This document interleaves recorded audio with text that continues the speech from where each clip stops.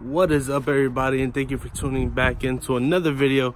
And today should be part 3 of the fuel system because it has been snowing.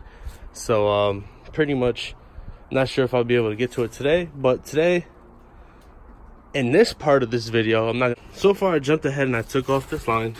This is the banjo line, so I don't need that anymore, so that's garbage. And I got this E85 safe to a dash, like from a hardline filter, because I'm going to be using a stock filter. Yes, I will be changing it, but this is just for mock-up purposes. It's not going to be my final run on this. Anyways, so I got this fitting and it's from JbTuned. That's the part number. So it's straight from the top of the filter to a dash 6. So just to test it out right on camera, get this side.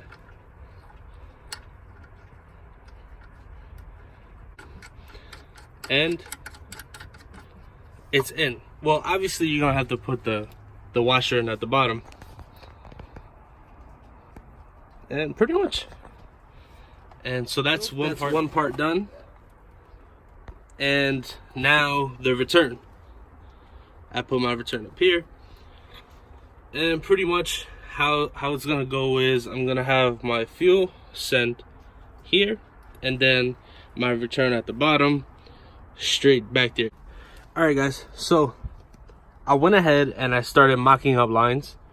So where this tape is supposed to share with my feed. So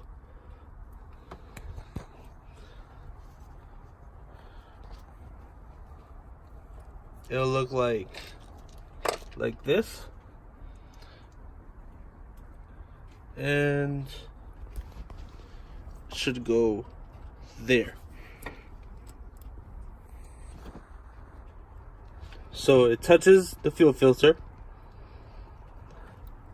and it touches here. So this line just needs to get cut, and I need to put on the AN fittings. Then I need to make one for here. So then I need to make one for here for the return. So it's gonna go from that nipple all the way to the bottom, like I said before. So I'm gonna run a 45. No, I'm gonna run a straight here, a 45 down there. Nothing. I'm gonna use clamps down there, and I'm gonna do a 45 down there. So yeah, that's gonna be my setup. I'm gonna go ahead and try to mock up this next one. Bolt cutters. I'm not sure how you say it, but yeah, I could have did the lines tonight for easy. Well, so good news. I asked my dad if he has some cutters to cut the clean ends off, and he does. I'm just gonna leave the tape on there for security. So I jumped ahead and I ended up making a line. And if I do say so myself, I think I did a pretty good job, minus the extra tape that I put on. I put on extra tape, but it is what it is. It looks good, it works good, it didn't fall out. So I'm gonna demonstrate with the next line, because I wanted to make sure I got it down packed before, you know, obviously I show other people on how to make lines, because if not, we all gonna have a bunch of messed up. I'm gonna show you what to do with the fitting next. So I'm gonna go ahead and take this off carefully, and I'm gonna show you what to do in case you get like a frayed part. But I'm not too worried about this. This is for the return, so this is gonna be held on by like clamps and stuff. So it's gonna look ugly, but this is my first time literally doing AN lines. So cut me some slack. I have more line. I have a whole bunch more over there. So if I could get it down packed this try, definitely do it again. But anyways, yeah. So I'm gonna go ahead and take this off. So now that you got your tape out, you wanna go ahead and grab the fitting. So you wanna go ahead and grab your fitting. So if you get K-tuned fittings, you don't, this is for any other fitting as well.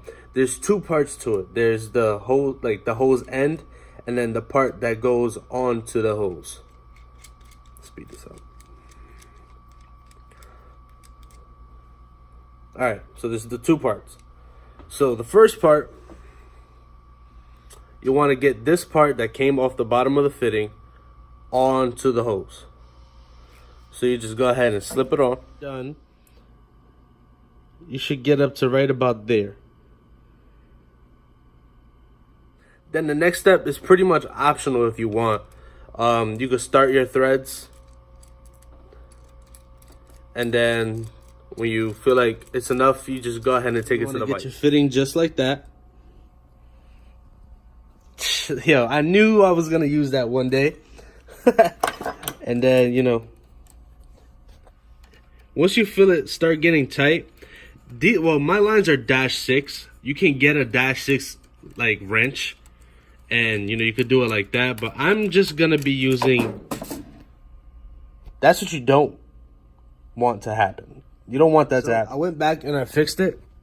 I just added some tape, and now I'm just gonna start threading.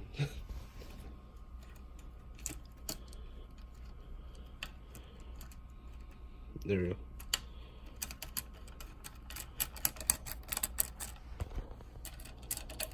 So what happened last time was, as this top fitting is pushing into the lip inside to go inside this hose, you're technically supposed to hold it from here, or use one hand to hold it firm, and then use another one with your -6 wrench or your adjustable wrench. So since I was doing it with one hand, and you know, it just fell out.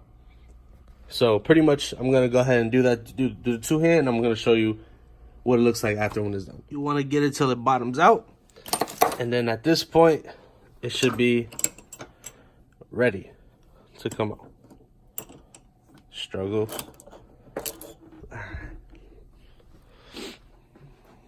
Boom. Gotta fix that. But the line is secured. Like, you guys have no idea how anxious I am of just starting this car, man. Like, the closer that I get to start this car, the better it is for me and how I feel about myself. Because it's like, I had this project going on for 3 years, and this is my second part to it. I'll explain that more, because if you guys see my like YouTube picture, like profile picture, you see how it's an Accord, my color, and with wheels and everything on it. That car was mine. So I have a story behind that. So if you guys want to see that, make sure you smash that like button, you comment, and I'm gonna do 1,000 subscriber tribute, and it's gonna be like a story time. If you guys want to hear stories, yo, I'm down with that too. I'll tell you guys stories. I have so many. But yeah, pretty much this car is more than just a build to me. It means something to me. So I am gonna like do everything. Majority of the build I've been doing myself. So it's like I haven't had any guidance or anything. Just literally YouTube videos from what I could look up and whatever basic knowledge I know. But yeah, anyways, back to the lines. My lines are pretty much finished. So now I just gotta route them and pray for the best that I pictured the exact length. So yeah, let's get back to the car. A lot more slack, but you know what? That's how I want my line. With enough slack, probably route it a different way. But at least I know it fits. This is not down all the way. So I'm gonna go ahead and tighten this down. And that one's good. Now, the return, see if that one fits, and pray for the best. Actually, thinking that would be enough, my return might be too long, so I might have to trim this one down. But so far, so good. So I ran into an issue already. So if you're getting a fuel pressure regulator, do not even bother to go with the adapter fittings. I'm sorry, I'm just so upset with the adapter fittings. Because this is like a -4, or like, yeah, I think -4 is like the smallest. So it gives me a -6 or whatever it fits down here. So it fits perfectly fine right here. But since my line is -6, it's too big. So now I have to go ahead and order fittings. This one, I got lucky with this one. So I'm very happy about that. Looks like I only have to order one, but that's whatever. I'm gonna try to set it up over there and then bring it over here. But from the looks of it, if I can hold it from one end to the other, most likely the line will be long enough or not long enough. But we'll see. Sorry about the lighting. But yeah. So I have no choice but to end it here and make a separate video about just connecting that. But yeah, thank you guys. Well, actually, you know what's crazy? Before I end this is my first L. This was my first L on the build. So you know what? It's definitely a learning experience. I can't even be mad. It is what it is.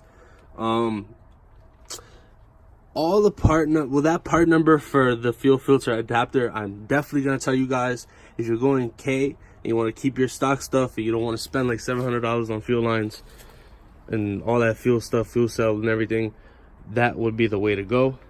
That line is perfect. And let me see, I'm gonna go ahead before I end this video. -6. I wish this line is actually long enough and it has some slack to it. So that's there, and it matches.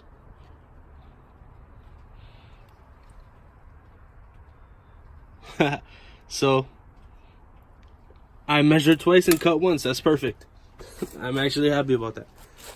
So for sure, I'm gonna end it here, guys. Thank you guys for watching again.